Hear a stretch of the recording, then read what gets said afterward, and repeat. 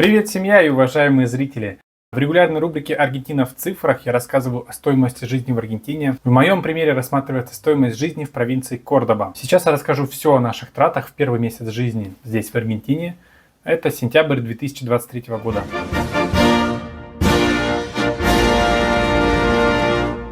Напоминаю, что для вашего удобства все подсчеты я веду в долларах.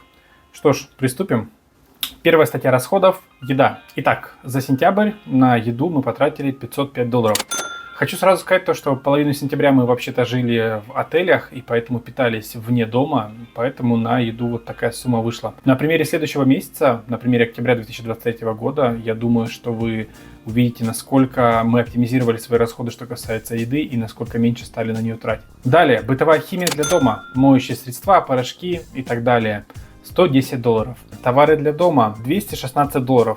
Постельное белье, посуда, фильтр для воды, камера видеонаблюдения небольшая, внутренняя. Следующий пункт – это товары для ребенка $63. Так как ребенок у нас родился в конце сентября, в этот месяц расходы на него были не настолько большие, как обычно бывают. Походы к врачам и консультации $75 плюс $100 на оплату переводчика, который присутствовал при этих процедурах.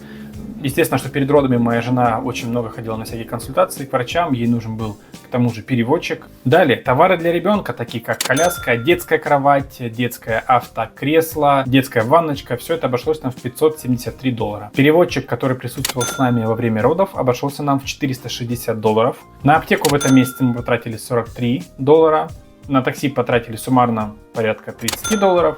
И на автобус я потратил $3. Автобусы здесь очень дешевые. Также мы потратили порядка $18 на сотовую связь, ежемесячную оплату сим-карт мобильного интернета. Суммарно на отеле, да, так как я говорил то, что половину месяца мы еще продолжали жить в отелях, пока подбирали себе долгосрочное жилье. Суммарно на отеле мы потратили $390. Вот. И также оплатили квартиры на месяц. Это нам обошлось в $300.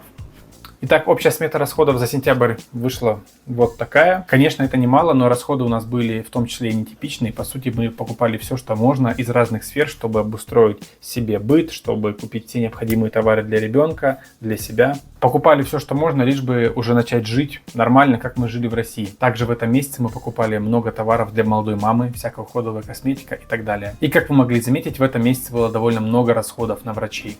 И это мы еще пользовались услугами бесплатного роддома. О нем я, кстати, тоже запишу отдельный выпуск. В следующем видео про октябрь месяц 2023 года вы увидите, что наши расходы будут существенно ниже, и они уже будут более-менее приближены к стоимости жизни в аргентинской провинции. Следите за рубрикой «Аргентина в цифрах», если вам это интересно.